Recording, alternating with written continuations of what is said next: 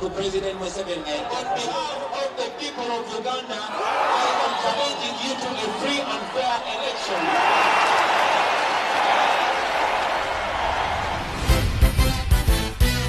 This is a message to the government. I met Bobby at university. I didn't know he was a musician. He was different. We are fighting for freedom. I didn't have so many dreams. She impacted my life. She made me realize we had to impact other lives. I've come to Parliament and taken an oath to protect the Constitution of Uganda. Somebody had to speak for us. People thought I had the loudest voice. We are fighting for freedom. Again, one more confident time. This year's presidential election could see 71-year-old President Museveni serve a fifth term in office. No leader has ever handed over power peacefully. This is a military regime dressed in a civil facade. We have the Honorable Bobby Wine with us. As a matter of fact, now I'm doing the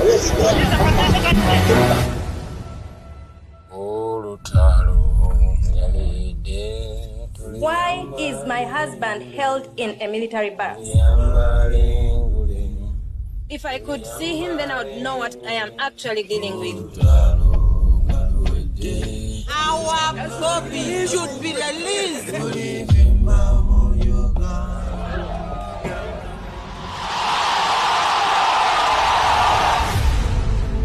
I would rather represent the resilience of Ugandans. We stand for equality and dignity for everybody.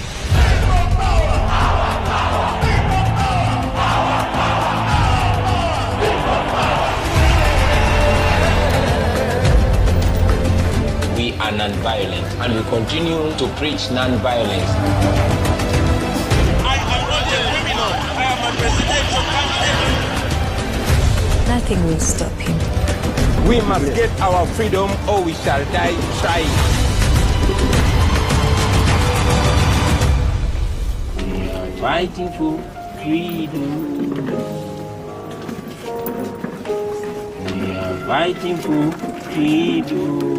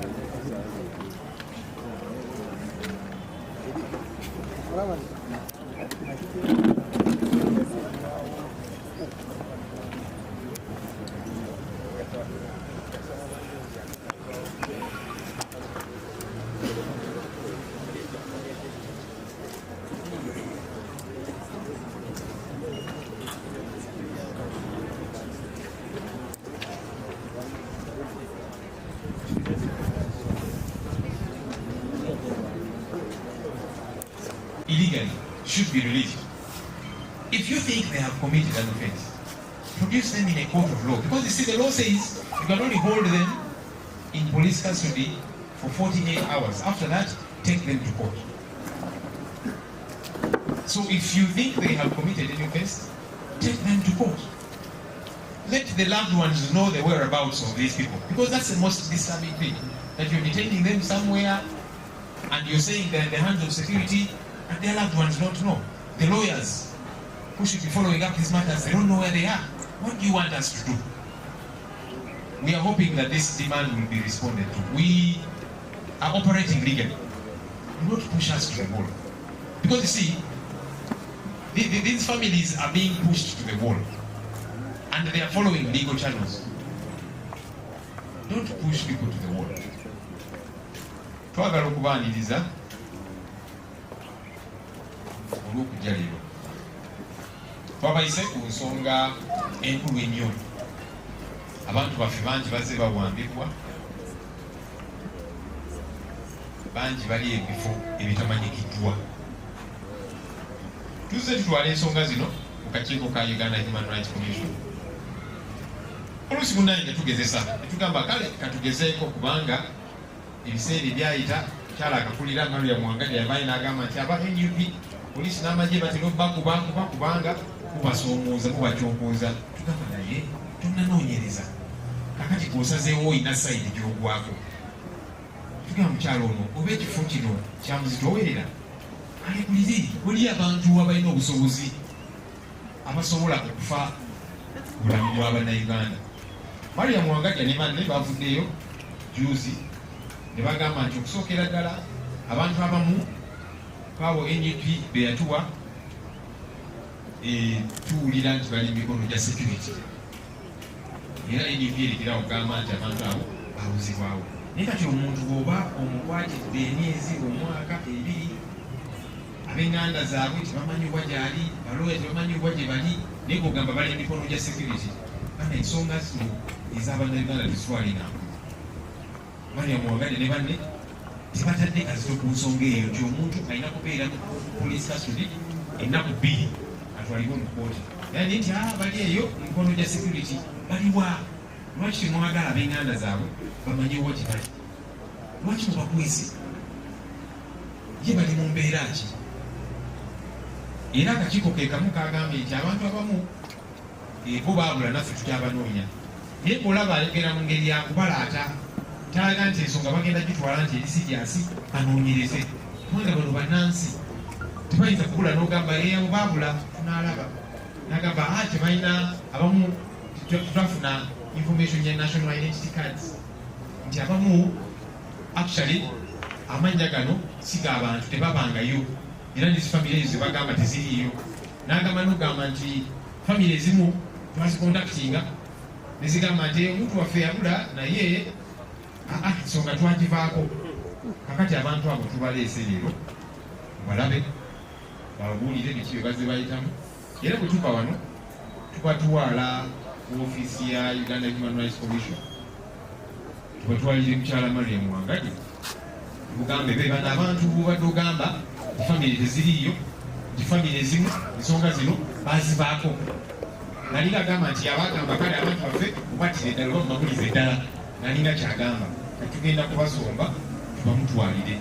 Tugaye katandikira okwebuzaabuza baaba n'abantu bobadde ogamba nti ensonga zino bazivaako.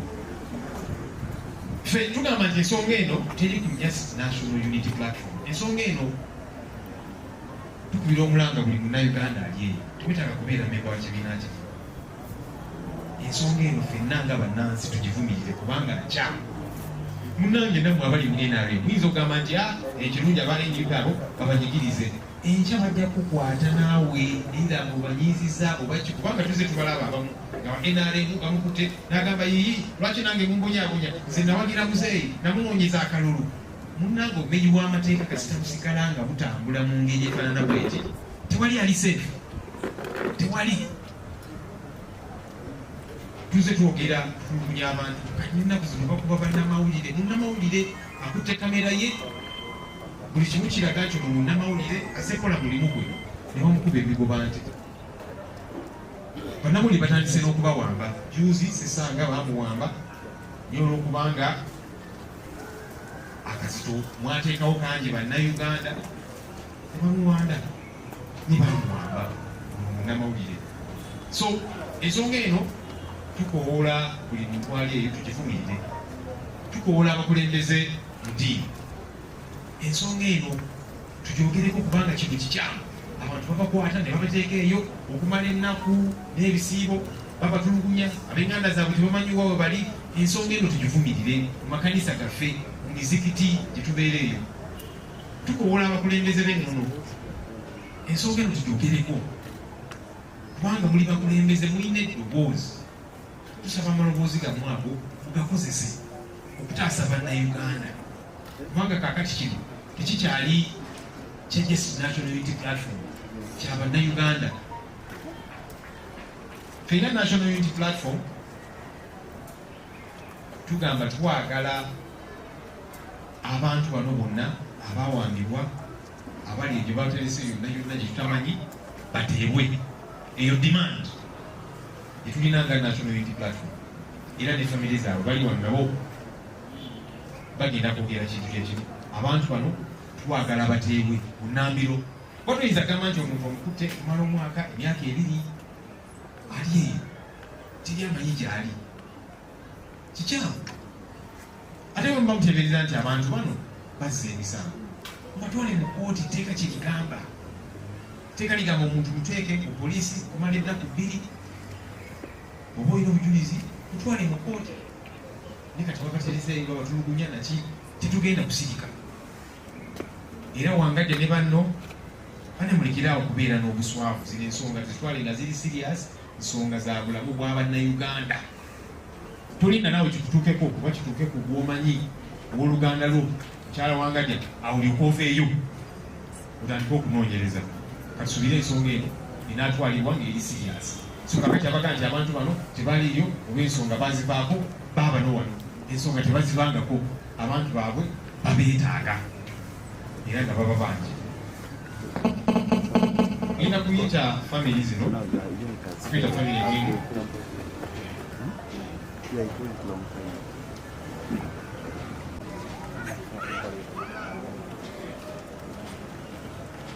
Okay, so twaise families ez'abantu bano era nga bwe tubagambye abamu bali walako, oli abanaatwegattako naye abasinga bwe bali wano era nga bagenda kuweyogerera ki bayitamu, era basigale nga babanja abantu baabwe.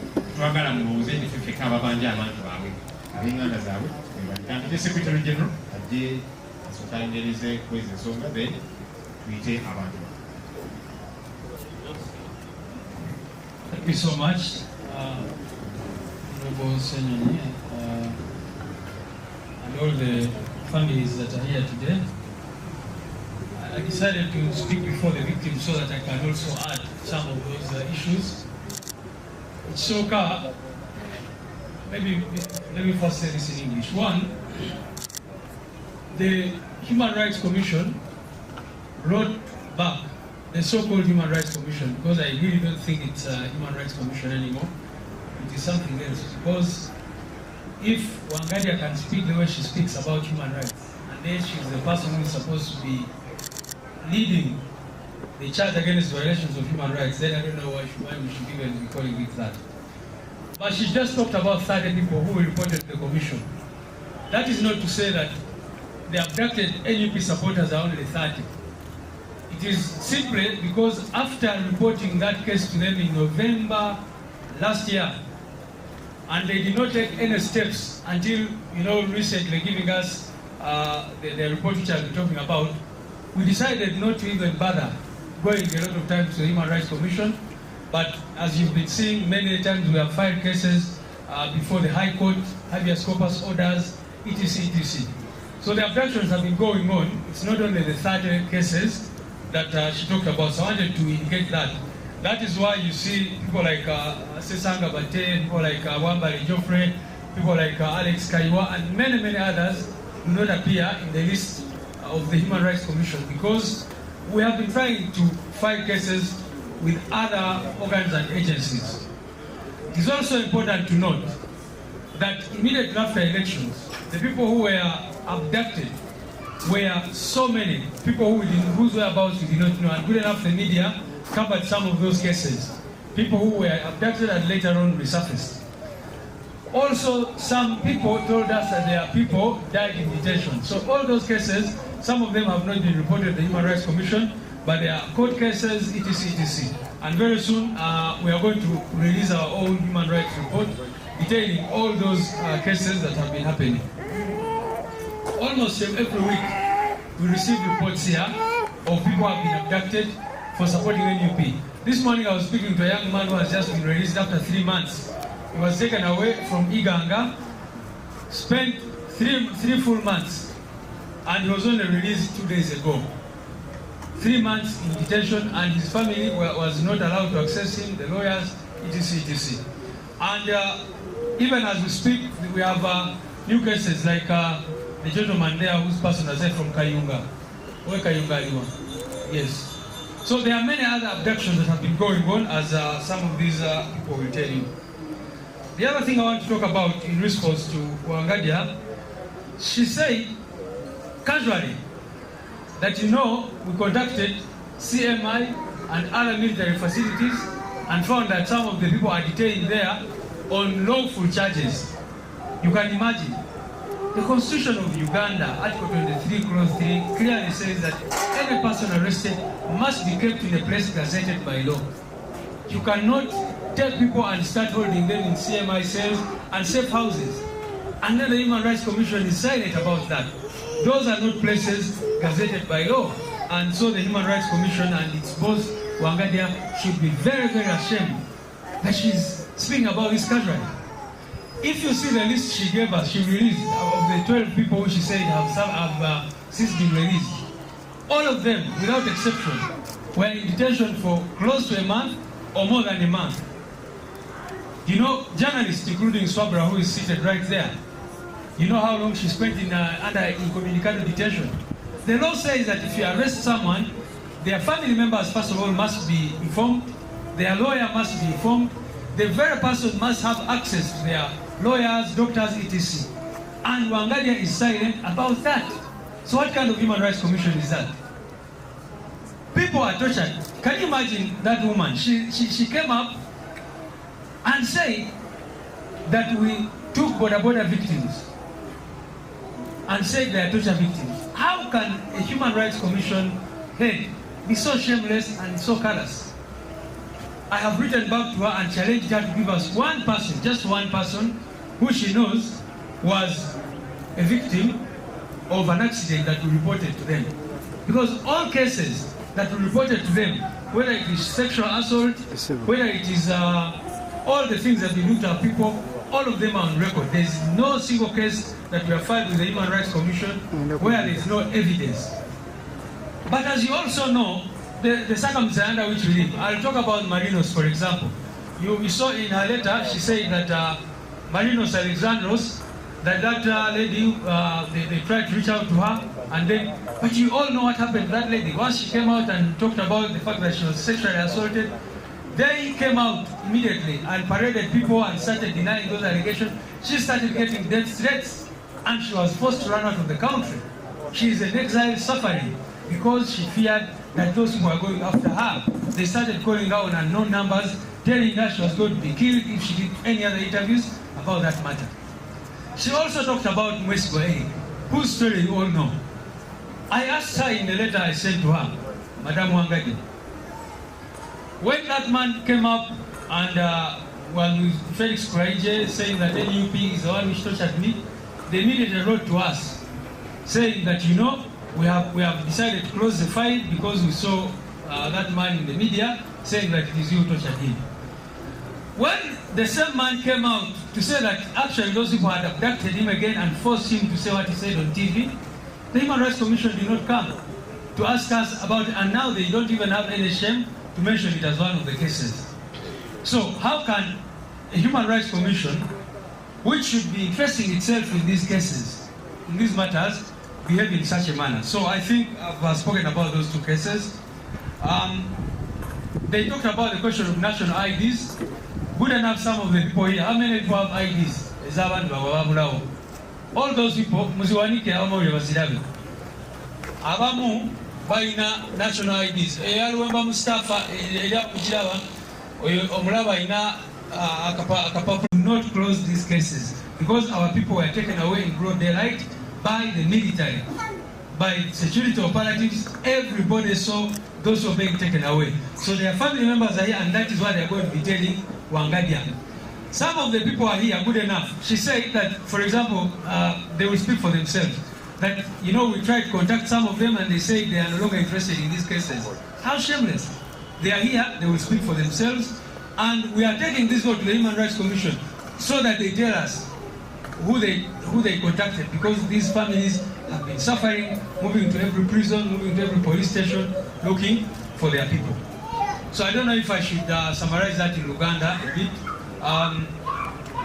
Onakulwayo tuli wano mwebalenya abamawulire okujja nga bwemanyi ensonga y'ekiwamba abantu kyagenda mu maaso mu ggwanga kyanaku nnyo nti gavumenti oba lujimu Museveni esazeewo okweyisa bweti sisuubira nti ne regimes zeboogerako zebatera nnyo okukolokota nga bagamba zaali zibayiretinga eddembe ly'obuntu tizatuuka ku kintu kino kye bakola mu ggwanga lino. Juzi mutulabe naffe nze ne Museveni nga batuteeka mu drone amagye ndagaja nega, you know, you wonder what kind of state we are living in. Nti amagye gegalina okujja negakwata abakulembeze negabateeka mu motoka ya drone negabatwala, era mujjukira bulungi bali batadde mu kamotoka awo nga baagala tutwala walala, naye olwa pressure n'okulaba nti batya kamera zammwe zaaliwo kikyatutaasa, otherwise simanyi kye baali baplaninze okukola. Mwalaba nga baleeta akamotoka kaabwe nga batupanze omu n'ebirala, naye ffe sifa abakulu, naye abantu bano babuzibwawo tebasinga obukulu olunaku lwaleero. Nga bwe mumanyi bano abantu twawaaba last year mu November twawandikira akakiiko k'eddembe ly'obuntu nga tubawa details, ate twali tubawadde ne details endala nga tugenze mu Human Rights Committee ya Parliament n'ebirala byonna bye tubadde tugezaako okukola. So kitwewunyisiza nnyo okulaba akakiiko k'eddembe ly'obuntu akaalibadde akakiiko k'eddembe ly'obuntu naye Wangadya kaafudde ekintu kirala nnyo nga kavaayo ne report efaanana bwetyo. Ekisooka bagambye nti abantu 12 kwabo be twabawa baateebwa dda.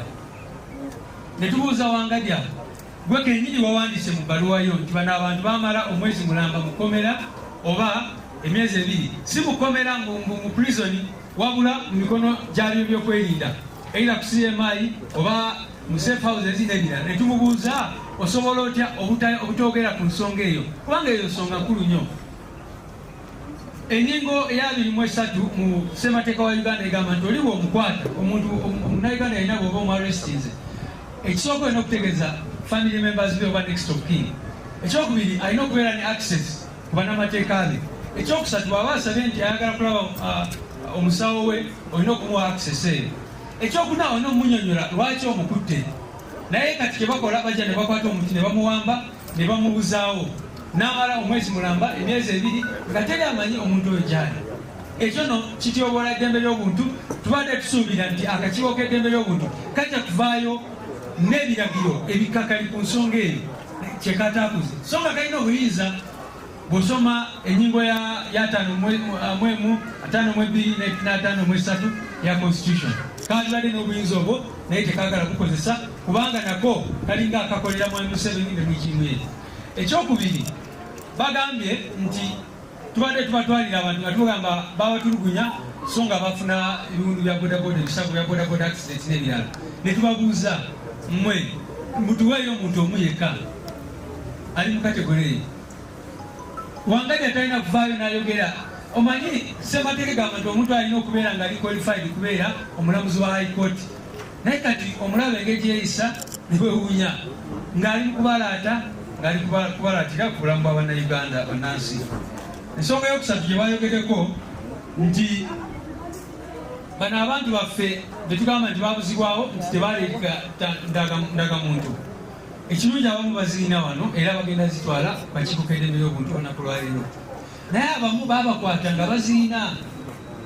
Oli bw'aba atambula ku booda ng'alina National ID, kati n'ovaayo n'otugamba nti ate tukuleetere ID, kikyoba otegeeza.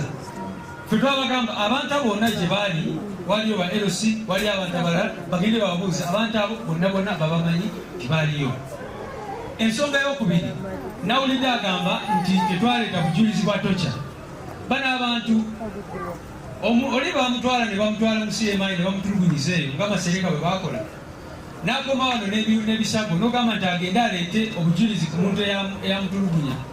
Kikyo otegeeza simanyi bamutegeera bannange nti oli bamutulugunyiza mu safe house kati addeyo agende identifyinga omuntu eyamutulugunya agambe eyamutulugunya egundi negundi ng'abantu abawamba abantu mubeyambalawo buli lunaku n'abasirikale abatukwatira wano juzi mwabalaba abasinga baali bambadde ebikookolo nga tebaagala feeses zaabwe abantu bazirabe. Kati novaayo n'ogamba nti gwe akakiiko k'eddembe ly'obuntu oyagala obujulizi bani abatokyalinga n'ebirala bwe bityo. So kyo nakyo kyabuusa. Njagala n'okwogera nti abantu 3 be boogerako batono nnyo kwaba baze bawambibwa. Abo 3 just be twabawa naye nga bwemuze mutulaba abalala tubatwala mu high court n'ebirala byonna bye twagezaako okukola kubanga kati you can imagine bano twabawa omusango mu November last year batuzeemu after 1 year bwe bakoze ripooti yaabwe etalimu makulu naye after 1 year era nga basuubira nti buli lunaku tujja kuba tugendayo nga tebagenda kukola kintu kyonna kyonna ku nsonga ezo. Mubawulidde nga boogera ku Marinos ne bawa example y'omukyala eyakwatibwa n'avaayo n'abyogera. Mukimanyi bulungi oyo omukyala bwe yavaayo baatandika omutiisatiisa okumutta era n'adduka mu ggwanga ale yabonaabona olw'embeera. Kaakati oyo omukyala waali ku ssimu era leero njogere naye ku makya nemubuuza baali bakubireko ku ssimu nagamba nedda tebamukubirangako nange mbadde niyinza ensonga zange kumanya omusango gwange gutuusewa. Tebamukubirangako ku WhatsApp tebamukubira. Ate n'ekirala kyetubabuuziza ffe nga NUP fe bababyeja emisango bwogamba nti onoonyeza mukyala Kibalama n'otamufuna lwaki towandikira NUP nemukunoonyeza kubanga NUP ebanga yaleeta omusango bano baba bajulizi lwaki totukontaktinga nemutugamba nti omuntu ono noono tebali cooperative ffe kati bwe tubayise olunaku lwakyo kola public hearings kayite abantu bonna ababuzibwawo abantu baabwe kayite witnesses abaliwo nga babatwala bonna baveeyo boogere ku nsonga ezo. Kawe ebiragiro kubanga kalina obuyinza mu ssemateeka kawe ebiragiro kagambe bano abantu bateebwe ate ne family zaabwe ziiribwe kubanga abantu bano you can imagine. Era n'ekyo nalaba abantu juzi nga babalaata ku social media nga babuuza oli baba bamutwala emyaka 3 emabega lwaki mukyala we tulaba nnyo omwana omuto. Kakaki kyemutegeeza ababuuza ebibuuzo bwe bityo oli baba bamuwambye ne bamubuzaawo okumala emyaka 3-4 mulowooza families ezimu ng'oli teyesobola talina kyasobola kukola n'agenda n'amaliriza ng'ageze mu family endala lwaki temutegeera obulumi bw'oyo muntu kubanga kibaddewo nnyo ng'abantu be bawamba bakomawo nga families zaabwe ziri destroyed. Kibaddewo nnyo naawe bennyina baali kyotera bwe bakomawo nga bamaze okubawamba babatwala for like 9 months bwe bakomerawo basanga abakyala abo bagenda dda bafumbirwa dda n'ebirala bwe bityo. So abo abantu ba Lugima boogera ebigambo ebyo Mukama abasonyiwe. Kale kati I think I should hand over back to you Honorable Senyonyi tuyite bano abantu boogereko n'eggwanga. Webalina.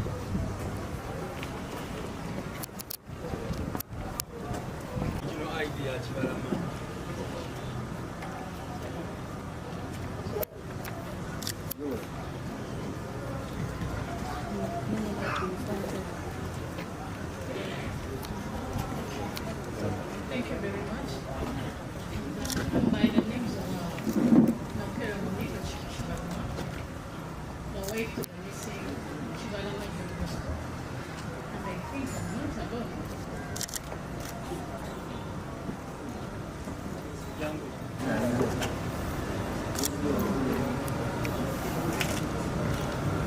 All along, I think so many people have not been saying me on social media, apart from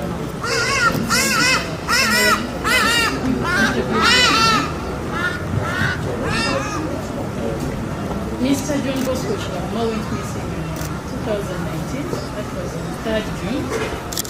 He left home, and I think I've been telling the same story. I've been repeating it again and again. He left going to Makerere University to finish up his research.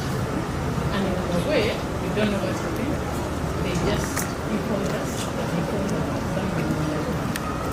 And we did so many, we went to so many police stations. We went to CMI, we went to CPS, we went to Chibuli, we went to Kasangati, because Kasangati people are the ones that called our chairperson, who came home, and we were telling him that they found the car abandoned because all the IDs were in the car. From that time, I think I've moved to so many places. And surprised because I watched on the news of, I think it was Monday, when Mrs. Wangadya was saying that they have received 12 people under 18 nowhere to be seen. And I think my husband was included. And from there, I've been hearing, they wrote to me, or they called me when they want to know about my husband's details and what, and I told them I don't need to. I think they called someone else. I've never received a call from the government, and I think I've taken so many steps calling people from the government.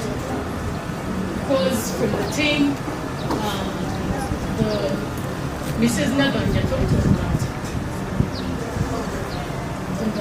on the media that they have insinuated, I think even me, and I'm very surprised to see that the government is saying that they don't have insinuated, and it was the same government that came out saying that they have insinuated and they're going to bring him to court. So I don't know what to say about this government. Because me, what I know from the time Mrs. Naganja talked about it, I've been requesting or asking the government to produce him. So I'll go on and on asking the government to produce Mr. Naganja. Because they are the ones that came out and say that they have.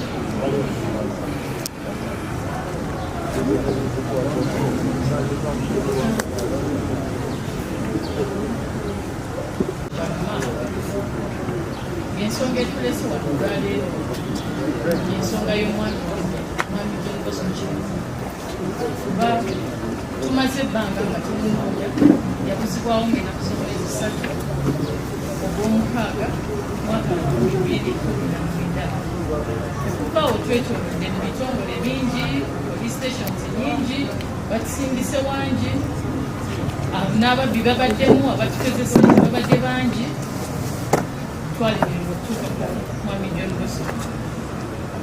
Naye twali lumu ku TV mukyala Nabanja n'avaayo n'agamba balina mwami Kibolima John Bosco era n'ensonga ez'okumuvunaana zimanya yatta abasirikale aba police stations.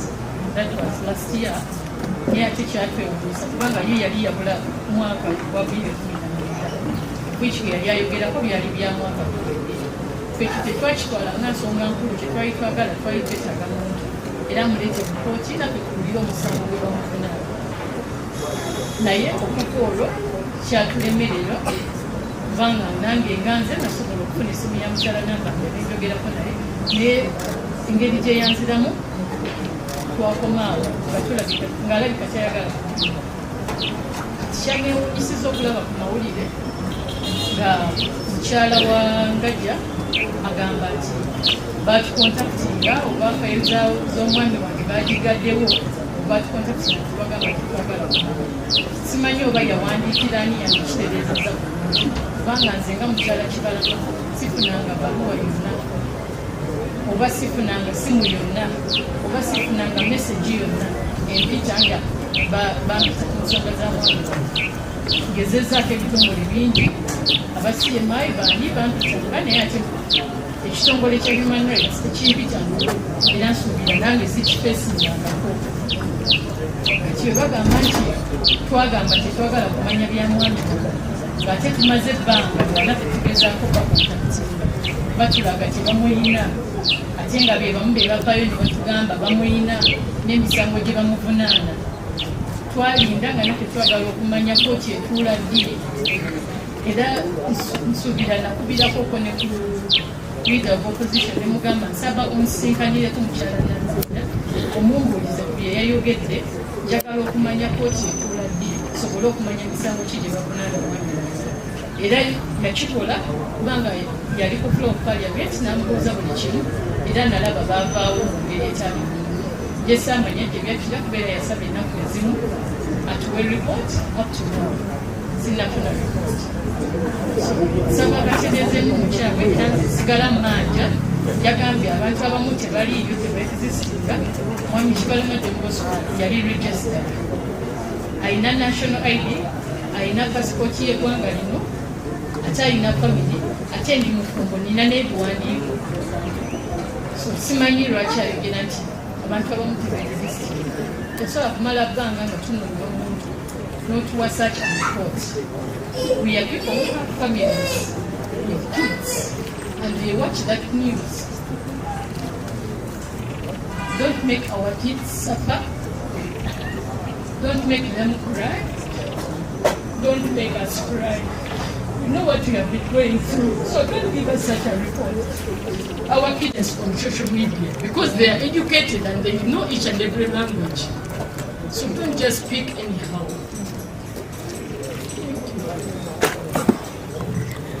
Nadia.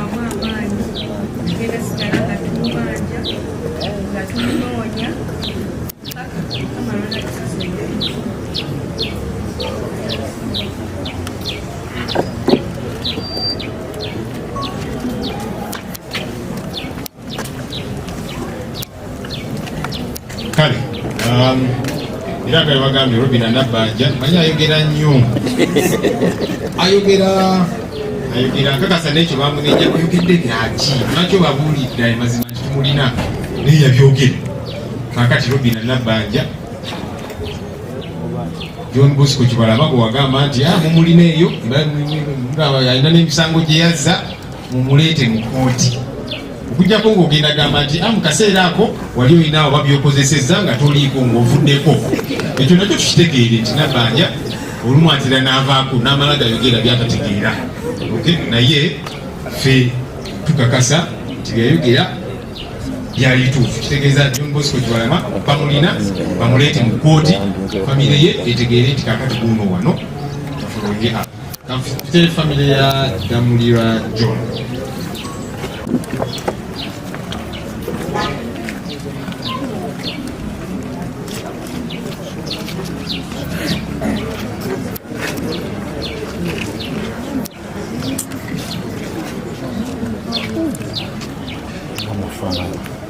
Sebaliranyako amanya gange nze ekiganda kyasi ali mutwali John Damulira ali wano omukyala mukulu wa John Damulira omukyala muto wa John Damulira mwanyinaze yadda ku John Damulira. John Damulira bamuwamba ennaku z'omwezi 21 Novemba 2020 bamusanga wa Kiseka wakulira essaawa zaali wakati w'ettaano n'omukaaga. Abantu bonna baali ku mirimu, emmotoka ya veeni nga ya John mulimu abasajja babagalidde omuntu ne bakwata John ne bamupakira mu drone n'abantu be bamusanga nabo baali abantu nga 7 babapakira mu drone ne mutabani we wali. Amawulire bwe gantuukako twekuŋŋanya nga famire tugaa tuzaako ki twagenda kugulawo omusango ku poliisi y'ewa Kiseka ne batugoba ne tugenda ku CPS netwagulawo omusango era referensi yeeno netwagulirawo ku omusango ku CPS. Tunoonyeza John atubuze tetulina we tutatuuse tutuuse mu makomera ekitali atutuuseeyo tutuuse ekigo tutuuse ebizira tutuuse ku Semwa tutuuse Kineka tugenze Mbuya badde nga ntambula okusooka nasooka kutambula ne mwanyina zoono n'oli oluvannyuma ne balamu bafu kuba mu kusooka bo baali batipe nnyo nabo batwegattako tandika okunoonya John tetumulabangako. Amawulire John bamukwata ng'ennaku z'omwezi 21 Disemba 2. Gano amawulire ga Monitor gafuluma ng'ennaku z'omwezi 22 ku peegi ey'okuna. Kuliko omwami munsikirize someko kapulagulafu kano katono. Kuliko omwami ye Patrick Onyango omwogezi mubuuza wa poliisi. Amawulire gasoma bwe gati kapulagulafu kano kenjagala okubasomera. Kampala Metropolitan Police spokesman Patrick Onyango confirmed Mr. Damulira's arrest and several others on allegation of participating in the protests around Kampala metropolitan area, but denies torturing the suspect. It's true, he is one of the people we arrested, but I cannot tell you where he and others are detained now. We did not torture any person. As an institution, torture is prohibited as a form of interrogation. Mr. Onyango said, no. Omnamukagala muja kafunenga kali kamonte yafuluma ng'ennaku z'omwezi 21 peegi y'okuna. Kakati gavumenti bwevaayo yali mwogezi wa poliisi negamba it's true we arrested them. Kakati omukyala Wangadya muvaayo mugamba Mariam Wangadya ffe tutuusaawo ku human rights nga tannaba nakuyingira mu ofiisi nga twewuba mpota zaabwe ziri eri Naguru.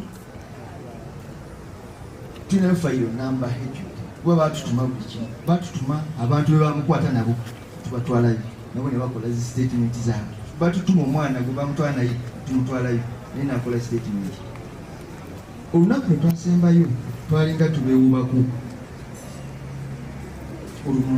Kyala Mariam Wangadya ng'amaze okuyingira mu ofiisi yatugamba nti temudda wano naye mugende mu munoonyi naffe nga Human Rights Commission tunoonyeza atubuze naye mugende mu munoonyi bwe munaaba mumuzudde mukomewo mutuwe lipooti tusobole okumukolako follow-up. Naye kati ffe bagamba omunoonya tulina busobozi ki genda munoonya bwebanga bo balemeddwa omunoonya. Abakulu abo suubira nabo bazadde abagenda abazaala nga ne mama waffe yasikiriza nazaala njagala balabe mama waffe bwayita musawo mama waffe akyaliwo ninjagala balabe obulumi bwayitamu omwana tamulamu naye gwe noveeringa okudaala ffe nga abafamire tuli banyiini oba twali twawumulamuku naye bwe twawulidde ekintu kino kyatukoseza nnyo era ensooka tusitukidde banyinaze balamu bange tujje tulage tibatukontakitingako kuba ebyo byagambye mbuya bakontakitinga abantu ffe nga famire tibatukontakitingako okujjako ffe twabanoonyanga paka lwe batugamba nti no muddeeyo naye bwavayo n'agamba nti batukontakitinga kyosimanyi kujjawo nga bakubira tumulala Damulira kwagamba ebyo byonna bye bagamba tibalina beboogerako kano akapapula kekafulumizibwa Electoral Commission kabeerako details zonna kalinga ndowooza equivalent tunanga muntu kuba kiri ku zonna kibeerako kaakano aka Mr. John Damulira ne passport ye madamu agina simanyi yayisenayo kakati nebyo byonna biboogera gavumenti tubadde tukusaba bubeere bwa kisa oba oyogere nti abantu abo baafa singa lumudda omugamba nti abantu temubamanyi abafamire bazanya katemba oyogera ki ekintu kyabafamire tuzanya katemba twekubanye tuzanye katemba tugamba olaba nga tekijja bali badde batubulya ekintu kyoba omuntu omu yafa taliyo sonebanyabo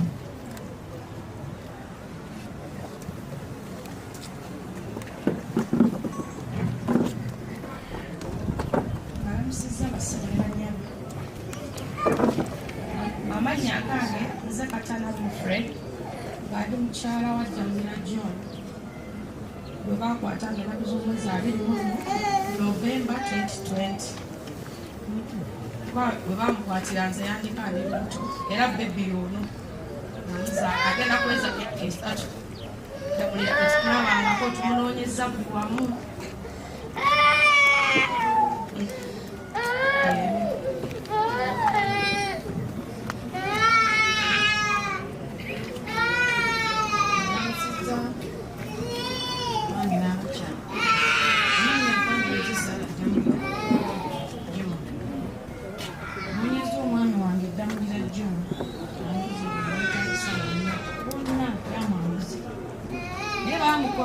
abamukwata ne boogera nti omulinya musajja naye ganamusoma nagamba ayiranya ate olwatayo nagamba ate sirina obamutukunya tumukwata amako naye tumusaba aba kyeboteka natuyamba bakyeyalina musango bamukolako musango naye ngamufazeeko naye okubala bamujja kuvuuka paka olwale tetumukubanga afe tulina obustasi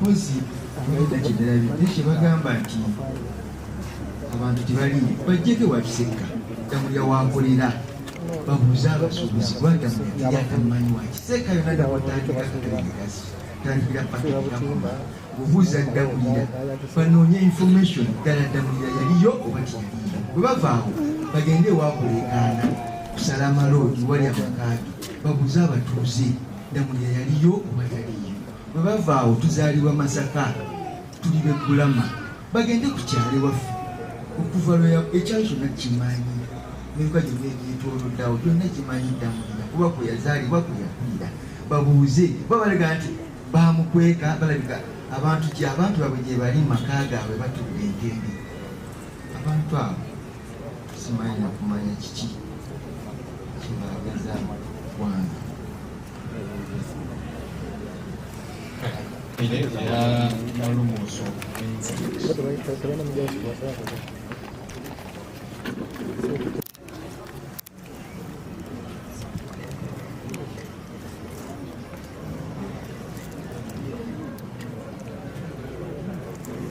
ennaku z'omwezi 19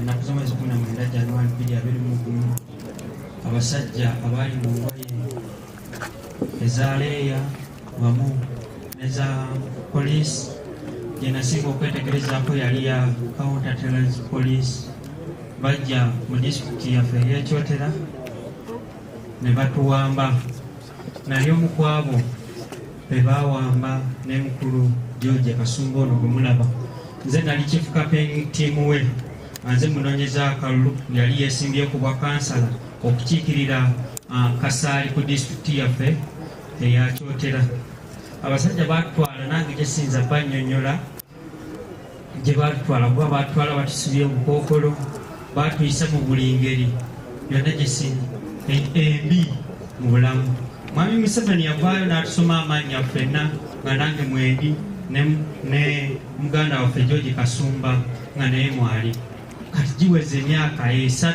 bweddu nga mukyala nga Mwami Kasumba takola ki talabikako neewunyiza nnyo kyovala ennaku zino n'abantu abakulu munatusonyiwa tetukyabawa kitiibwa kuba nabo tebeewa kitiibwa omukyala Wangadya okuvaayo n'ategeeza nti NUP abantu beeyogerako tebaliyo abamu bampewo George Kasumba yali yeesimbyeyo ku bwa kansala okukiikirira kasaali nga akyali nga candidate electoral commission details zino zonna eziyina bwaba agamba nti Kasumba taliyo era wampewo ekyo commission kuba abudde bwe batuwambira yali yesimbyewo nga kansala era nga akontestinga ekyo commission teedozizo ziina maama mukadde azaala Kasumba yakuba stroke nakati ali kundiri tavanga olwa ekikangabwa n'ekyekango kya mutabani we. Tubadde tusaba mwami Museveni wamu ne gavumenti yene n'atera okuwunzikibwa abaana baffe etuyambe buyambi kubanga bwe babanga mukyala wagadde omukazi omukulu agamba nti abo abaana abantu tebaliyo nze omu ku bo bavictim be batwala mu safe house twamalayo ndowooza emyezi 9 nze byange byonna byaggwawo byonna sikyalina na kimu nasanga bibidde olwa gavumenti kino kigavumenti kyannakyemalira waagulu nze nsaba era nga negayirira bagane kulabya abantu baffe ennaku tusaba abate abantu ate balina musango banga balina omusango gwonna gwe babateekako babatwale mu mbuga z'amateeka ffe be batuta batutwalira mu bukookolo era bwe baali batuta batutera mu bukookolo nze bansuula ku kyalo kaliisizo wali ne bankuba tteke ne nva mu drone n'engwa wabweru tewali kyaje ezi zonna ze batuteekako twasanga bazadde baffe bawaaba omusango mu High Court e Masaka nga sabawolereza wa gavumenti yali yagamba nti ffe tetuliiyo era tulimba bwatu kooti y'e Masaka nesingisa gavumenti omusango naye nakati bagamba simanyi okuliirira bye sitategeera tebatuliiriranga simanyi ne gye byakkira saagala kumanya kuba n'ekigavumenti kyabwe kinaatera okugenda kyembadde nsaba era kinga kyensembyayo nsaba akakiiko k'eddembe ly'obuntu akeeyita ak'eddembe ly'obuntu kubanga singa kaali kaddembe ly'abuntu singa ffe kaatunoonya dda kuba ndi omukubo bwa victim ne tubawa obujulizi detail kuba Kasumba ono twagenda naye ne tubawa details biki na biki ne tekatunoonyangako yadde okubaako nekyekakola ki kyekatubuuza ate kati bwe kavaayo ne kagamba nti NUP beeyogera erimba ndabanga bo be balimba kyembadde nsaba gavumenti z'ewabweru naddala ab'ewabweru bafeeyo bwe babanga bino bye biri mu Uganda tebaddamu kuvujjirira nakyemalira wakuno kubanga bino byatuusa ku baana nze sikyalina kyentya kwogera nafiira omwana bwe baali bankwata nga bajja mu nju yange okunkwata munagaana okuggulawo ne basendabirwamu ne bakuba paper spray naye n'omwana nga bakamuzaala ku mwana wange bwe navaayo yamalayo wiiki 2 olw'okubanga amawugwe gaali gavunda omwana ono nali namuggula mu muganda wange ono nga namutuma Ssenyonyi Alafati omwana wange yafa kati obulumi bwe nnina ku mutima tokyalina kyongamba ku kino kigavumenti kya mwami Museveni ebyo bye byange naye nga Kasumba George mwami Museveni yavaayo n'amusoma ku lisiti naffe kwe twali n'ategeeza nti yakola ki nti be bamulina tusaba bamutadde yalabirira abaana be abato be yaleka n'omukyala kuba abasinga baatya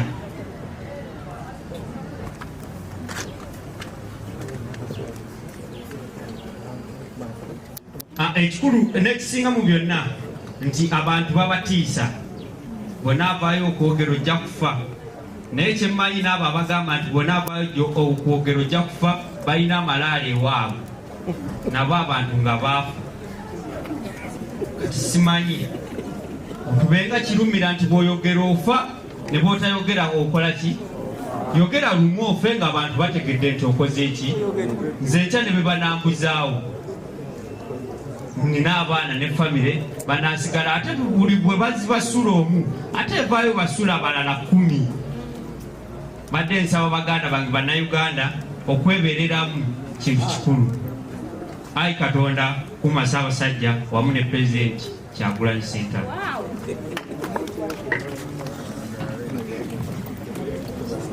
omanyi bakola ebintu bino tebaagala okunafuya abantu tebatamanyi nti abantu beegera busungu ekireka gye batulagirira ntuukayo omwami akomayo yaŋŋamba nga kino tetunonya naye n'amala nga naŋŋamba wegenda oli akawungako ono kayiwa mulekeni ndaba abadde yekweka Kyagulanyi nga yamukweka tumunoonyeza ebbanga lyonna nemubuuza minisita mumuvunaana musango ki mbubayo kimotoka za poliisi 2 nemugamba lwaki temumutwala mateeka ne mumuvunaana ekyo n'agamba nedda gweddayo weerira akawungako ne Alex mama apaali eyo tategeerekeka mama yatukuza ali singomaaga abaana babakuzizza bavuddemu gwe balyeyagalidde ate mwe muyingira mu ddembe ly'omuntu okweyagala so nalisabye bonna abakulu bekikwatako Mwami Museveni toyingira mu ddembe ly'abamaama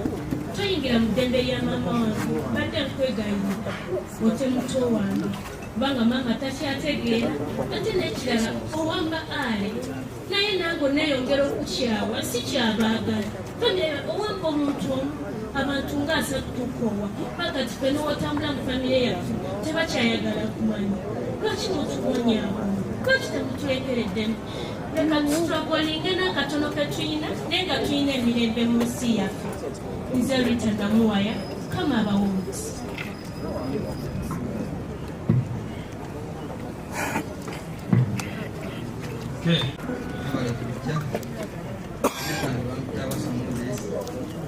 ndi mukulu wa Kiyafta bamukwatira Nansi Nakibano yali ava kukola ayimiridde awo siteegi ya booda okuza ku mikwano gye droni we yajjira omulundi gumu n'esiba nebakwata ne banne 3 ye n'abawakuna ne babatwala bandi ewaka omukyala nkubira ngamba mulamu ntoba mukutte nankubuuza akoze eki nangamba simanyi naye ndapiki gye bakomezaawo naye ye bangambye bakoze eki bamukutte twatandikirawo ne tutandika okunoonya tugenda ku poliisi ezeetoloddewo tunoonya nga bwetutuuka batugamba tebamulina kati omusirikale omu osi n'atugamba nti ffe bwe tuba tukwata abantu tukosa patro na bodaboda bwebanga droni yemukutte ffe tetumulina namugamba mugambe esimu ntaddamu gikubako oba bakimanya nti ze njikuwadde okubira abeewammwe nyinza okufiirwa omulimu ate ne banzita n'okukola ki n'okunzita so Peter bw'atyo bwe yabuzibwawo Desemba ng'ennaku z'omwezi 4-20 paka saawa zino tetumulabangako naye tusaba gavumenti infact tetugenda kwegayirira tusaba otuwa abantu baffe kubanga famire zaabwe zibonaabona zeetaaga okulabirirwa n'olwekyo okuwagira omuntu gw'oba oyagadde si musango tusaba tusindikira abantu baffe bakomewo kuba baleka famire ze z'okulabirira then ensonga endala aba human rights bankubira ne bansaba okunsinkana olunaku lwe bankubira nali siriibu nembawo olunaku olulala omukyalo omu ne driver bavuga emmotoka ne bajja yali gavumenti ne bajja ematuka ku kisaawe ne bansinkana ne banzijako information ne bagenda bwe bagenda ne wayitawo omwezi gumu ne baddamu ne bankubira ne bangamba tusaba kontakiti ya mukyala woyo gwe bakwata nenjibawa nalowooza nti oba oli awo bagenda kukola ki bagenda mukubira tebamukubira paka kati tebamukubira kati lwe baddamu ne bampita ne bankubira nebanga batwagala kusinkana osobola okujja eno kweda ofiisi ne mbagamba nsobola bwe nagenda walayi teri yanfaako natuula nenkoowa neneegoba nga teryanyize neneebuuza kati bampitidde ki n'olwekyo tusaba bannange batuyambe batuwa abantu baffe kuba famiri zaabwe zibonaabona famiri zonoonese n'olwekyo bannaye batuwa abantu baffe owatali kakwakulizo abantu be batwala singa mugamba nti mulina omusango gwemubavunaana mwandibalese mu kooti naye tosobola kusiba muntu myaka 3 nga tomuleetangako yadde mu kooti ensonga endala bannaye bannamawulire tubeebaza okubayitanga ne mujja naye ekintu ekimu ekituluma tuwawa information naye ate baziteeka ku TV tezijjanga bwe zirina kubeera mutebamu ebintu ebituluma byetwogerako ennyo ebituluma ennyo tebabiraga ate ebirala ebitakola makulu byemuteeka ku TV nsonga ki tweyanziza nnyo mwebale kujja kale Hassan Mubiru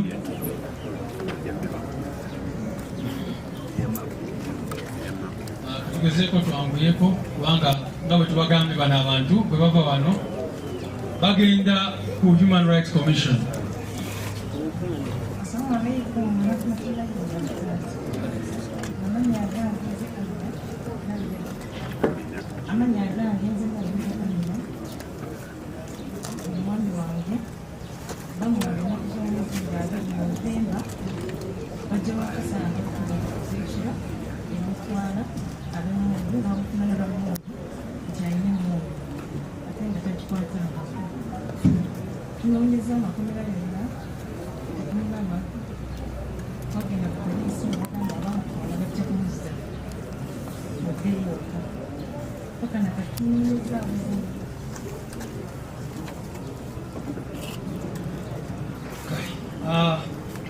Zimula Dennis.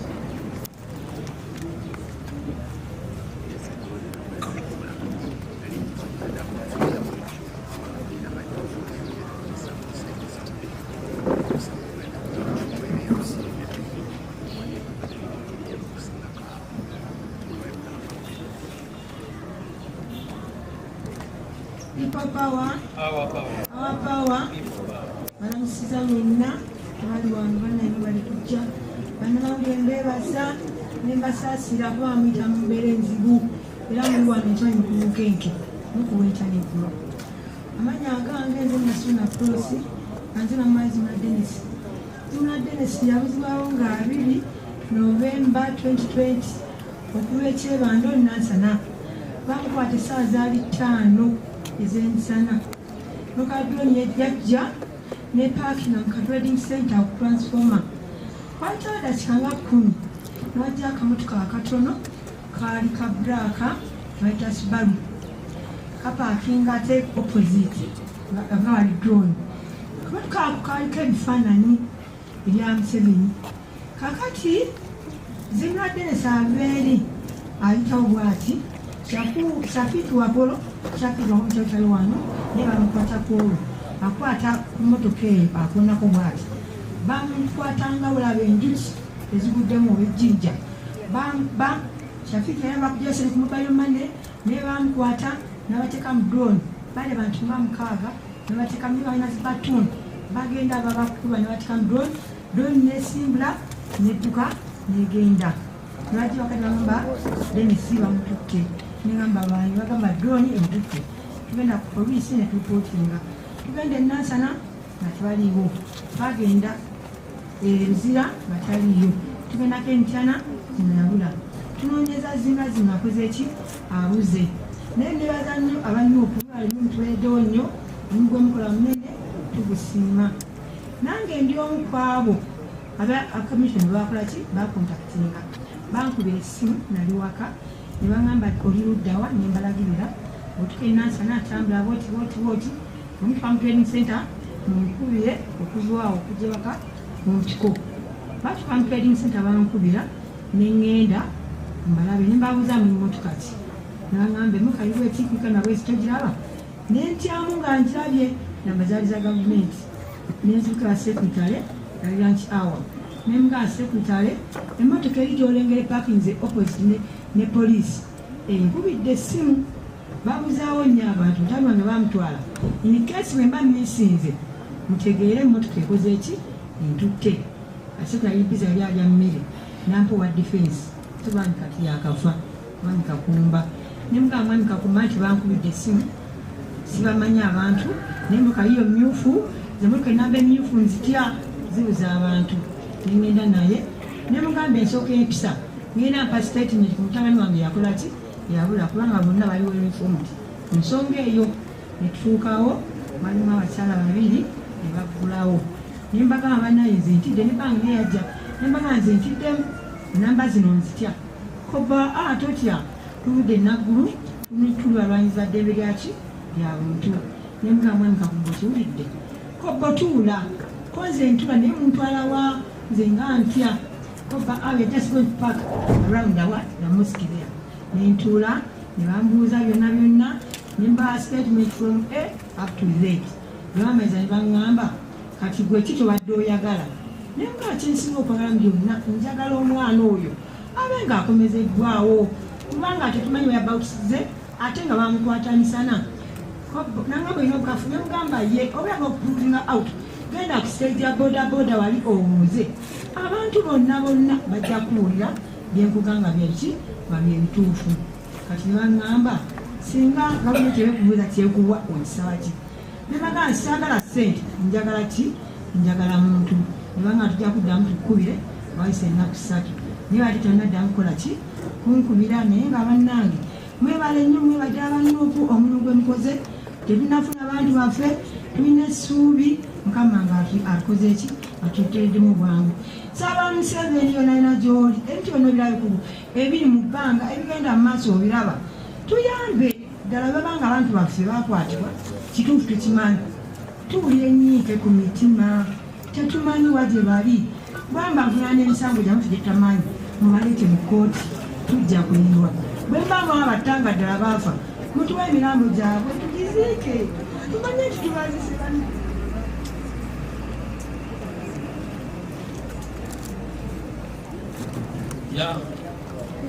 eyo gavumenti ya Museveni kabisa buli muntu yenna alina amaziga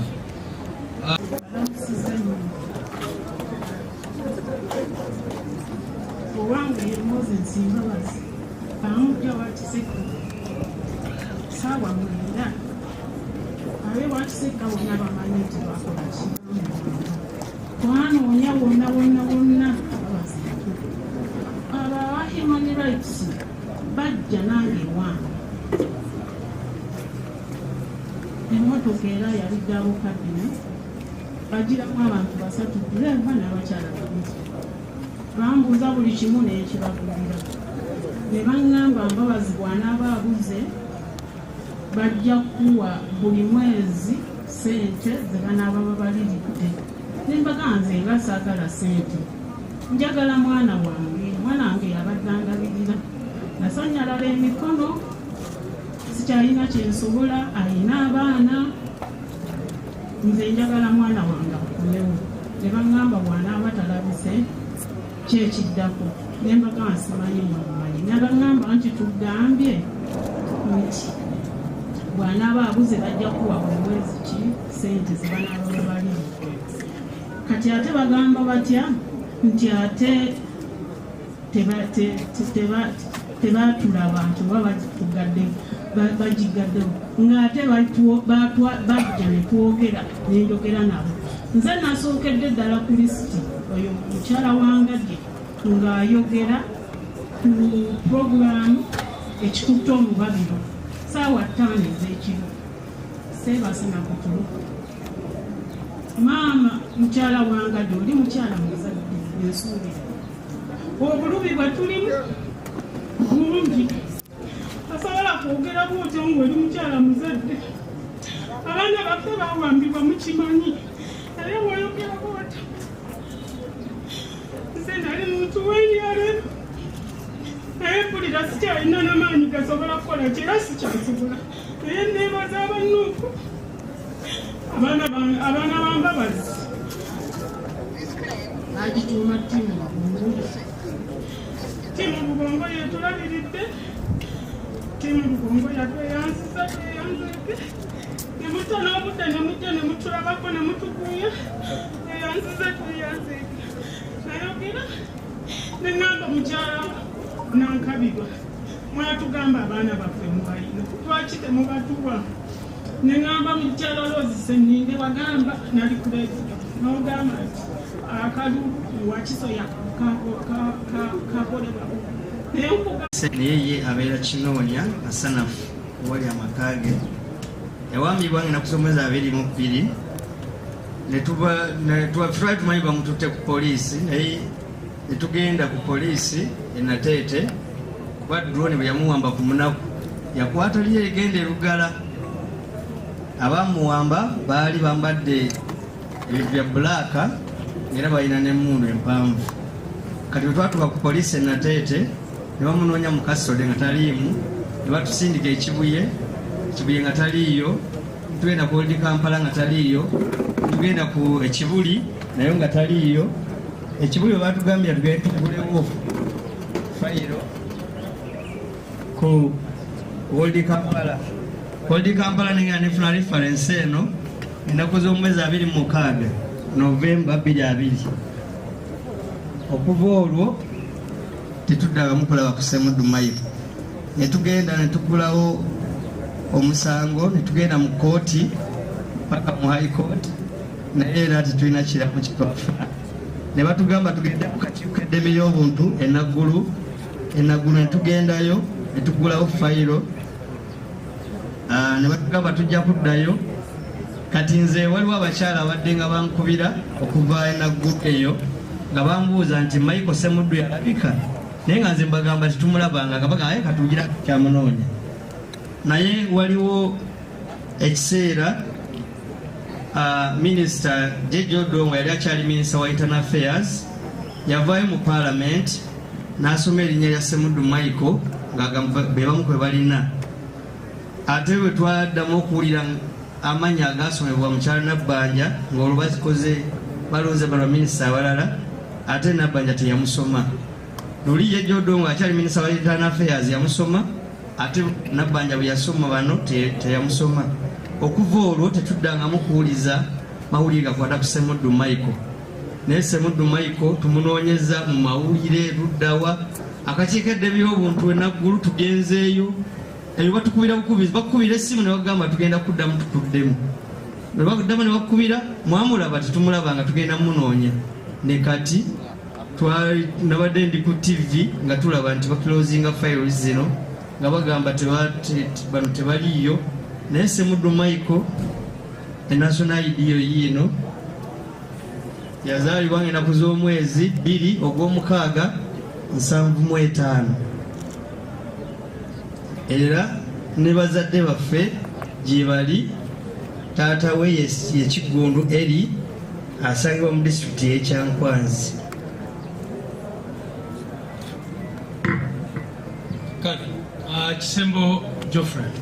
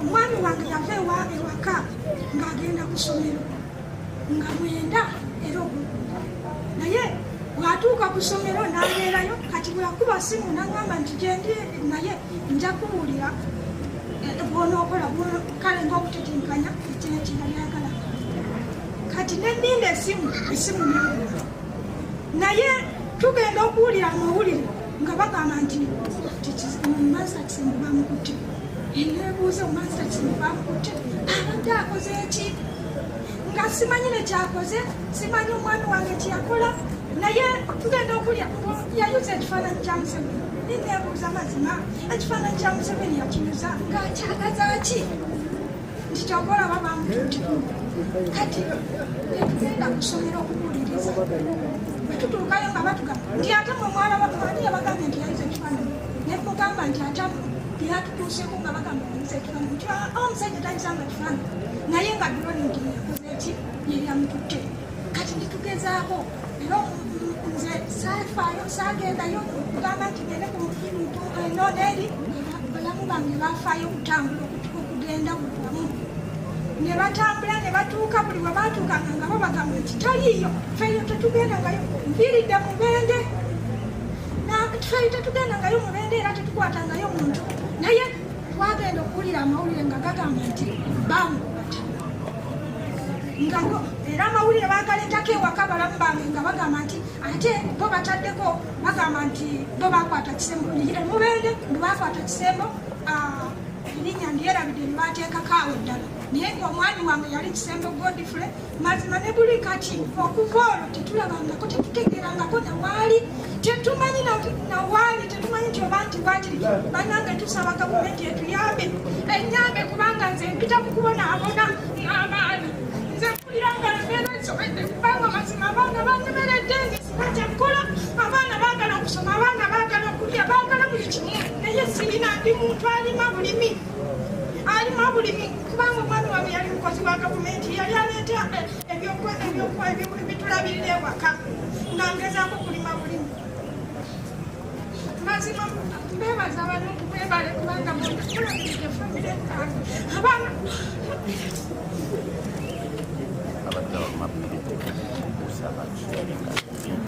Kanata Muhammad. Then tujja kufuna Maganda Human Rights abali wano.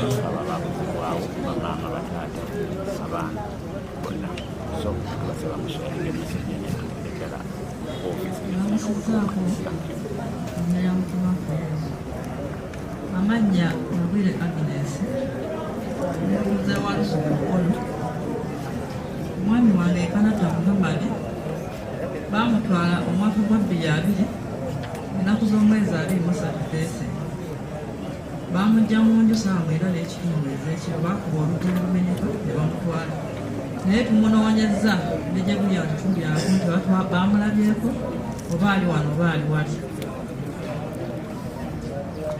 Abasajja balinga 6 abayingira mu nju bambadde ebyambalo bya bbulaaka naye kwaliko omwami omu ng'ali muleeyi wabula yali ataddeko masiki ne katopi ku mutwe atoyinza mutegeera naye nga bakambwe bakutte mundu nga bakutte buli kisi n'emiggo gyali naye baneiba bange bagamba nti abasigadde ate wabweru nabo babadde bangi nga balinga abagamba nti bano nyoba abantu benkanawa. Omwami wange bamutwala bamukuba emmotoka zaabwe zipaakinze awo ku luguudo ne bamuteekamu ne bamutwala naye tumunoonyezza nejje kuli eno talabika. Tuli abakyala bana Kanata alina maama we nejje kuli eno takyatambula puresha yamukutula amakulu ali awo akaabira awo essaawa eno n'alibadde naye eno naye tasobola kutuukayo. Twasigaza abaana bali 14 buli mukyala alinako abaana nina abaana 5 naye ninako omwana yalwala nga n'ekimuluma sikimanyi naye omwaka guno tagusomye ali waka nejje buli eno kati nasigaza bebi yali wa mwaka gumu essaawa eno wa myaka eno naye ambuuza taata we nga n'ekyokumugamba sikitegeera kuba bw'alaba banne nga bagamba kulikayo taata kulikayo taata nambuuza mama taata wange ye aliwo naye nga sirina kyamugamba naye nkaabira gavumenti ya Museveni bannange batuyisizza bubi.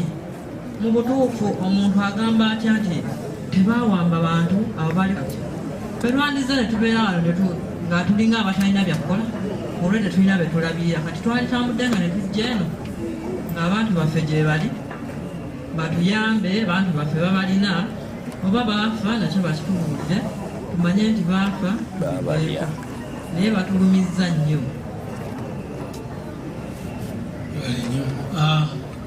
Maganda Juma ono recent abductee era temugenda kulaba linnya lye ku lisiti ya Wangadya.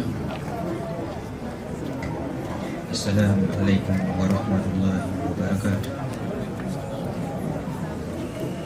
Kuba Katonda n'ensi yange ntera kivuunula nti yenna alina olukusa kukola kyalagadde ensi yange ye Katonda yekka. Mamita Sharif Maganda muto wa Juma Maganda yabuzibwawo ennaku z'omwezi 24 ogwokutaano omwaka guno. Twali ku mulimu awo yali akolera abavaayo abasajja abajja muleya bangulumira disitulikiti y'e Kayunga. Abasajja abajja muleya ne bamutwala ku drone bamutwala nga abasaaga banga abanyumyamu awo olwatuka ku drone ne bamusindisaamu force ne bamuddusa paka police station yaawo. Nasemba okuddamu okugoberera drone eyo, nasemba kulaba nga ndaba bamutwala bamukulu. Ebyaddirira bagendako ku poliisi olwasooka baatugoba bugobi okutuusa bwe twaddayo nga wayise ndowooza olunaku lulamba naye nga tuliko bangiko. Osi CID najjayo ekitabo n'atugamba omuntu wammwe abaamutwala baali bavambuya kusemwayo, era information yokka siwo gye yatuwa. N'atugamba ebisigadde temutubuuza ffe.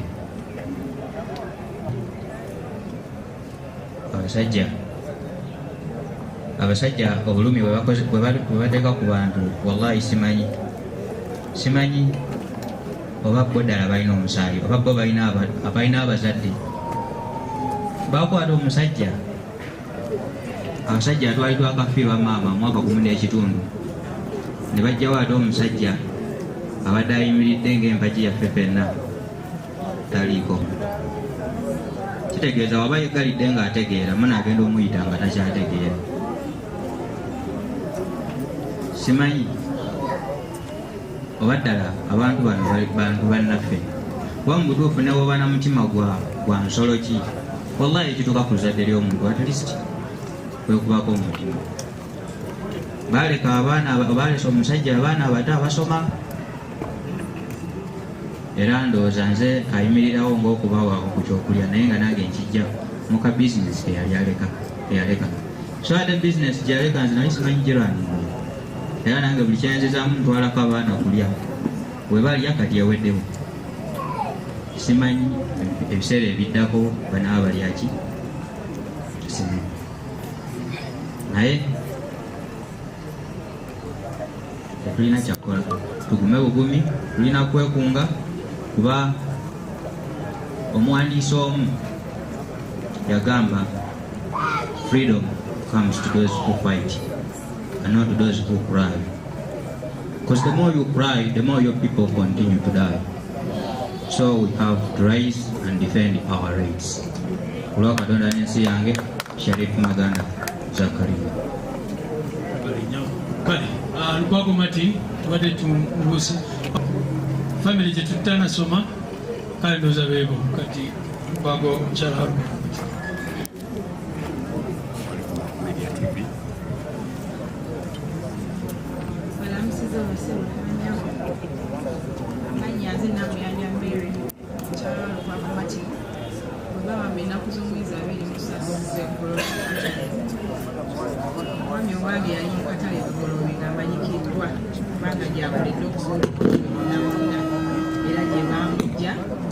Bamusanga abantu webatula batera okubeera mu leisure time yaabwe bamukwata bali abantu 10 yali wa 11 nebabateeka mu drone abantu batategereka kubanga bali beesabise naye mu bantu abo be baatwala that very day babata abantu 10 ye ne bamusigaza ne tubuuza banne be bamutwala nabo nti bannange omukomyewo yatumabibwangaaliwa tugaba batwaba tusibe kantu bakulomba tulina kantu tumanyi musajja ne bamutte naffe obudagulumata yadduka kwewonya eki kyebamulira twajandikira abaana basatu sinanga ekigyembalagiriramu bizinesi gyenkola saakulabikira abaana si bankubirawo ku ssimu ne bangamba baagala okunsinkana nembalagirira we nali ne bajja ebugoloobi nentwalamu nenjoganawo ekimu nembagulira abantu bebakukwata ne matini banga baagala enkola erabiro nemuga abantu abo bayinza okutyola okuba nti batiisatiisa olwokutya kwe balimu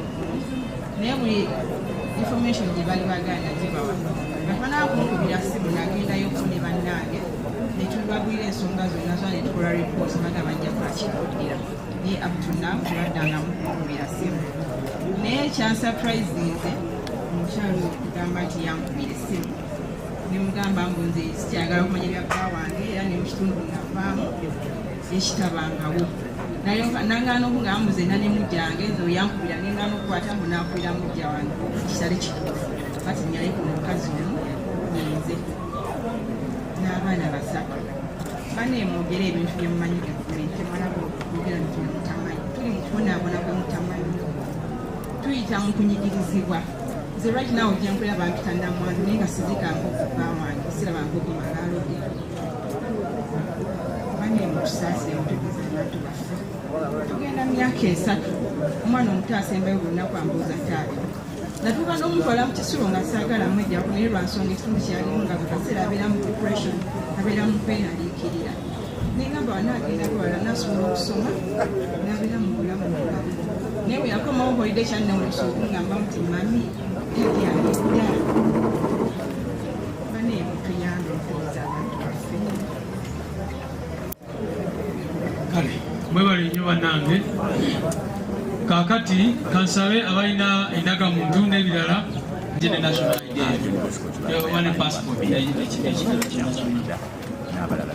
kati ya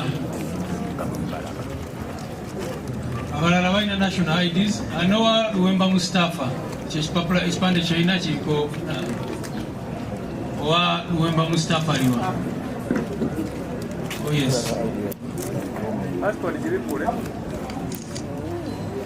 yangu waninya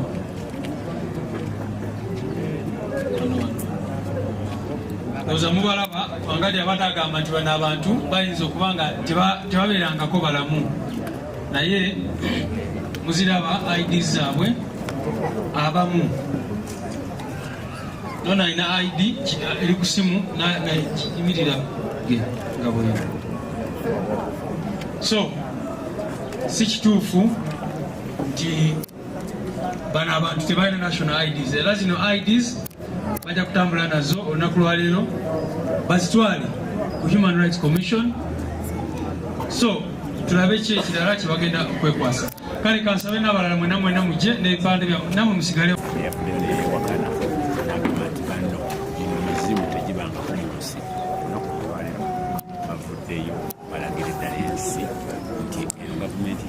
nga bulijjo tugamba mukomyewo abantu baffe mudemu mukomyewo abantu baffe mutuwe abantu baffe bring back our people people power mwebale nnyo kati nja kubasaba mutambule mugende mu motoka yammwe we tunatambulira ne bannamateeka era tugende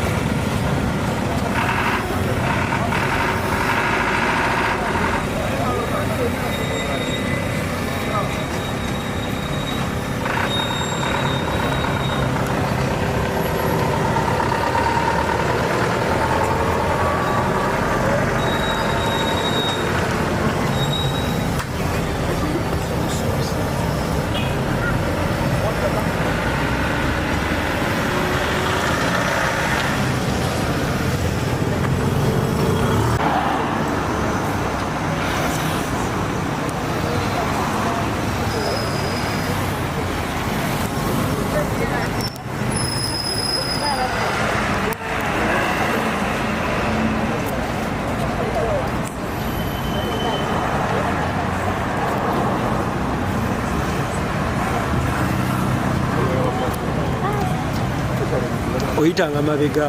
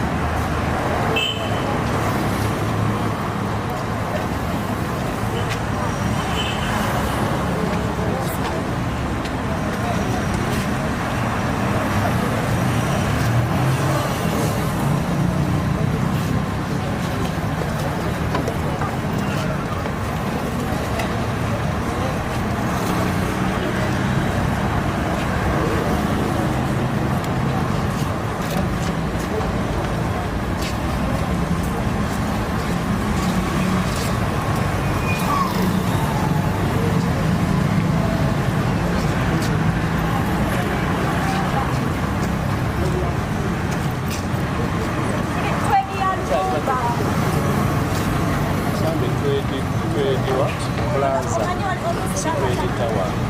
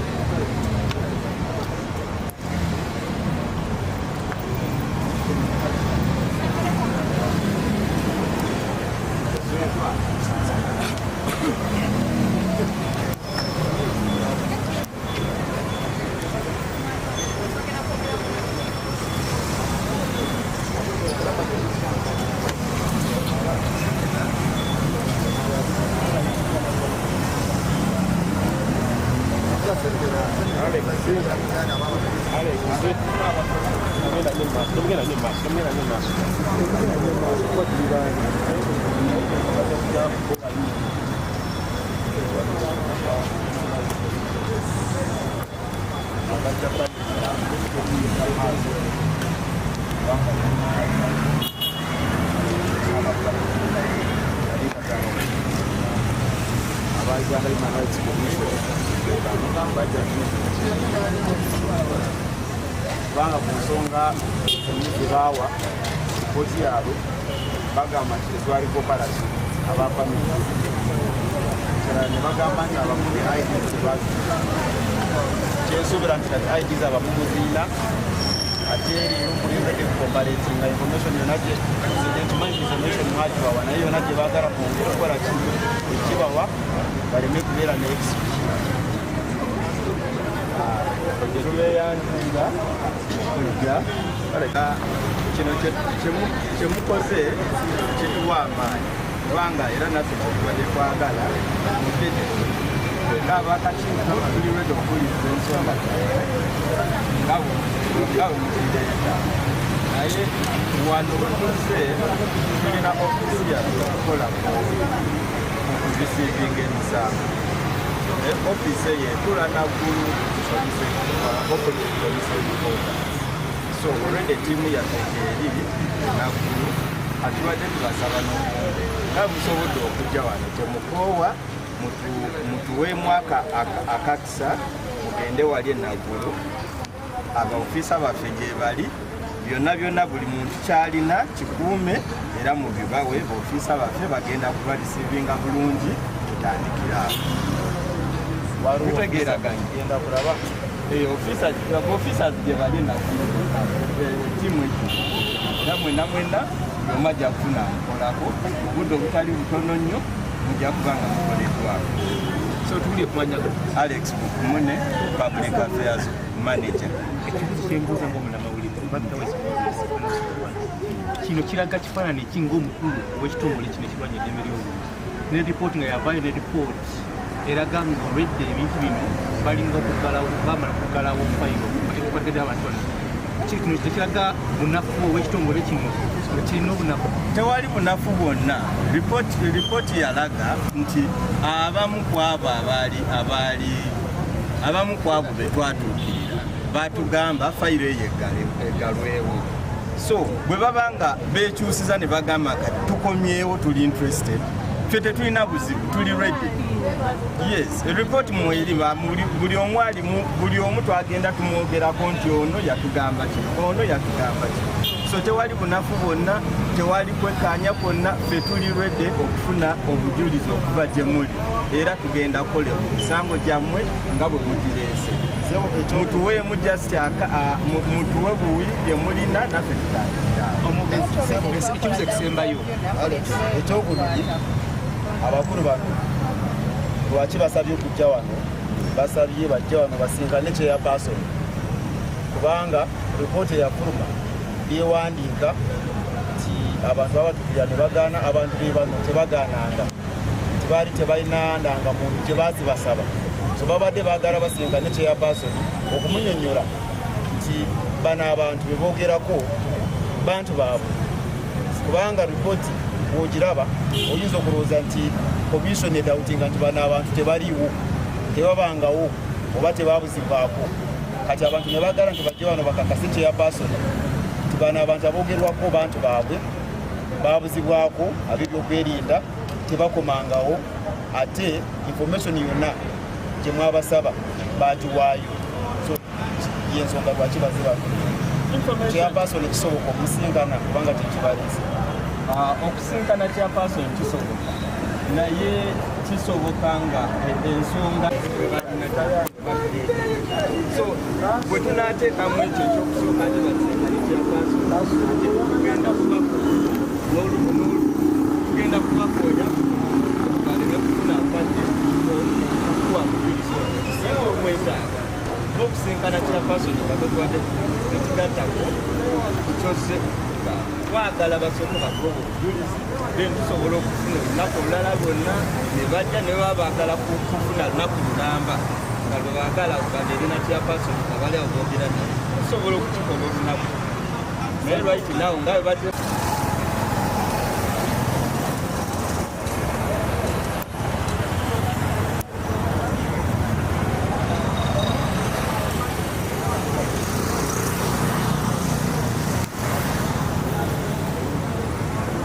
eri twali twabali tuli ku TV ne twewuunya ate okutugamba nti naye byotugamba kati twetaaga kati kyangu nnyo tugende tuweeyo waliwo kye bayita reconciliation bw'ogamba waleeta obujulizi bagenda kugirayo fayiro yo tulabe fayiro nga tulina kye tulabako fayiro ze mugamba ezamu n'agamba yaleeta n'agamba yaleeta naye teziriiwo wano ziri Naguru kati tugende Naguru tulabe tujjayo fayiro nti yasemuddu Michael yiino kuliko obujulizi ki buno na buno kyekimisinga kyekino kyesi kintu kyangu nnyo then after that tukole ki ebbanga ly'okunoonyereza toyinza gamba nti bbanga ky'okunoonyereza it's a process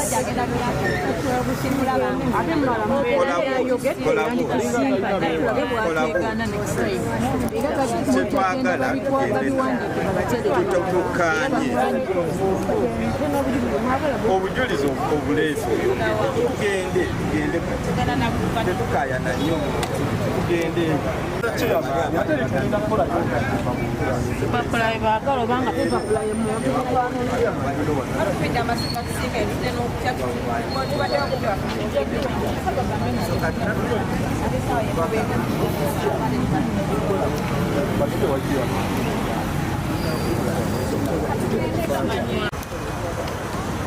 express their displeasure with the scandalous manner in which the Commission has conducted this matter. When you look at that report by the Commission regarding the missing persons, you see that clearly the institution has lost direction and is no longer mindful of the constitutional duty and mandate that it bears. They are hiding behind technicalities, make insinuations that these people have never existed, the people that are missing. And they have these excuses like, that they didn't get their copies of their national IDs and that people were not forthcoming in terms of giving information. So today, the families have come here with the desire to meet the chairperson of the Uganda Human Rights Commission. Unfortunately, they have not had a chance. You can see where we are conducting the interview from and where I have interviewed them from. It's not from the office, but on the streets, because they have not been given access to the office. The reason the chairperson is in a better position to explain. So they have told them that the office that is handling the matter is in Naguru, and therefore they should go to Naguru. But the crux of the matter is that the victims, the families of these victims, the missing persons, unsatisfied with the manner in which the Commission has glossed over a very serious issue of missing persons. Because people have been missing since 2020. We are now almost at the end of 2023, and we have the Commission issuing shallow reports that are only aimed at sanitizing the unlawful conduct of security agencies.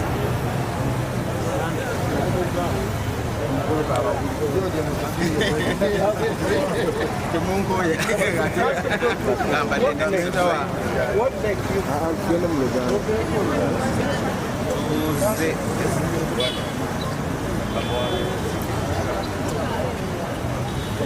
tuze tulekeddeko abantu bano ab'enganda z'abantu abawawo oba abawaddwa ebitongole bya gavumenti oluvannyuma lwa akakiiko ka ddembe ly'obuntu kyalipoota nti baabulwako ebibakwata ku bantu bali era ne bagamba nti fayiro baaziggalawo kubanga ab'enganda zaabwe tebawaayo ebintu bikwata ku bantu abo nga National IDs era nga ssentebe yabuusabuusa n'okubuusabuusa oba abantu abo baali babaddeyo.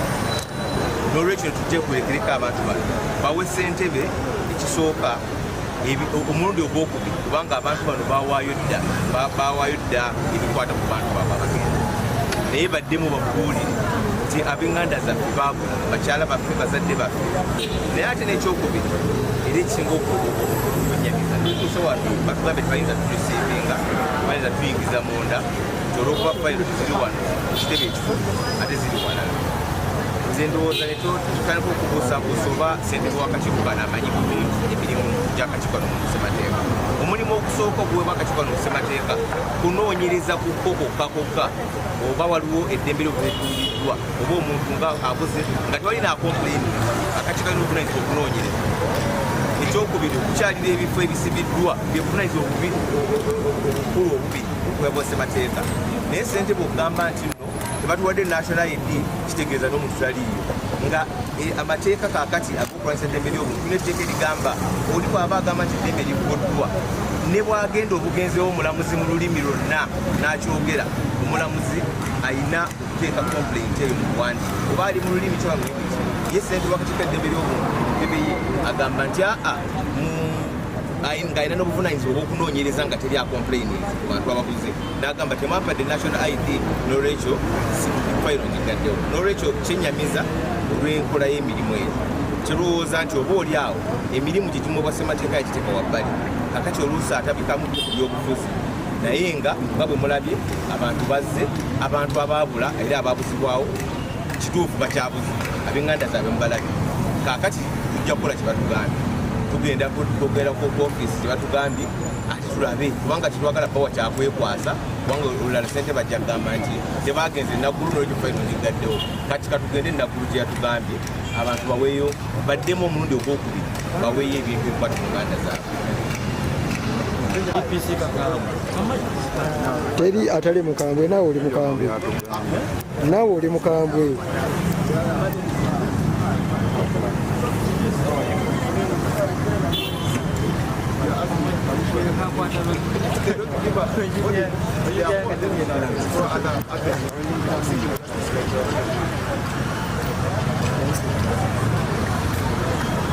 You can see they have deployed the security now. Get lost in this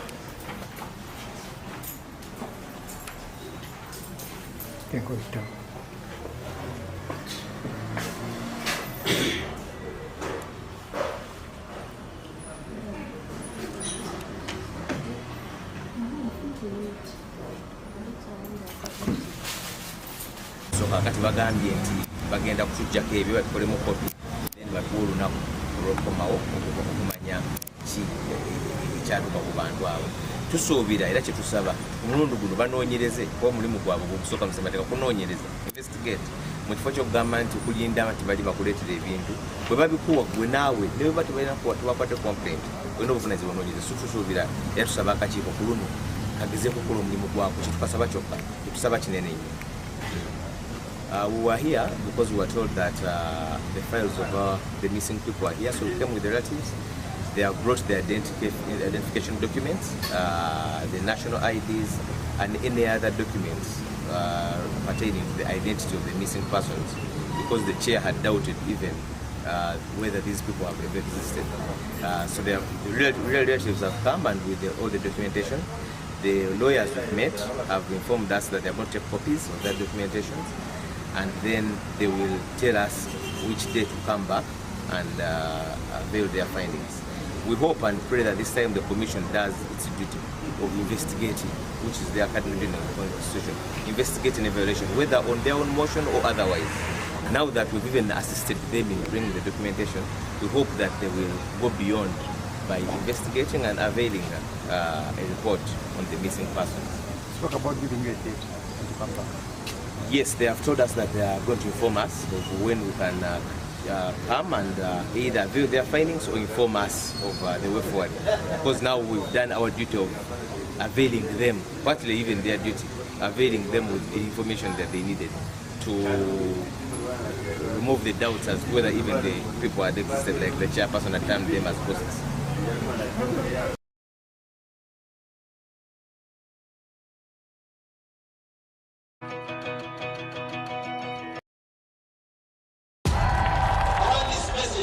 To President Museveni, on behalf of the people of Uganda, I am challenging you to a free and fair election.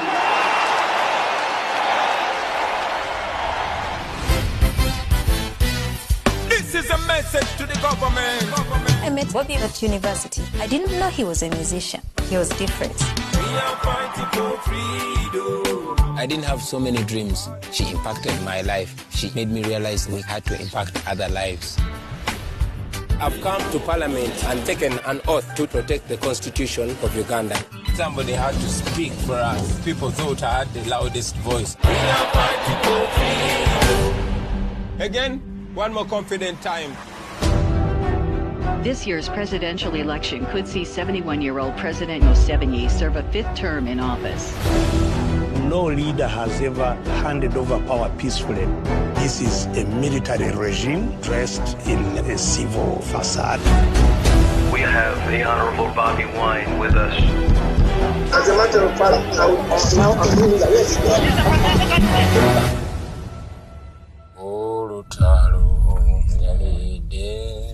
Why is my husband held in a military barracks. If I could see him, then I would know what I am actually dealing with. Our Bobby should be released.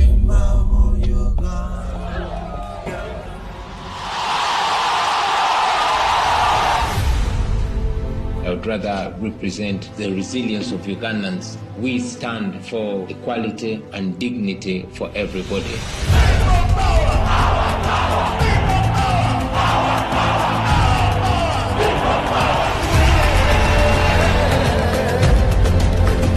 We are non-violent and we continue to preach non-violence.